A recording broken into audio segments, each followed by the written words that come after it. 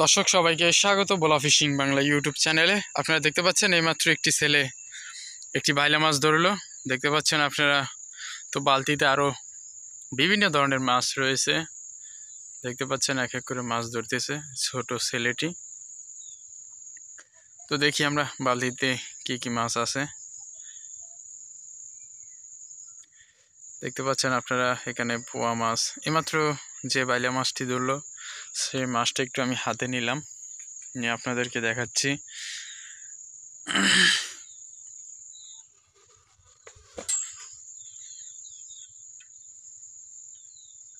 দেখতে পাচ্ছেন আপনারা মাছটা দেখতে খুবই চমৎকার, হাতটাই আছে।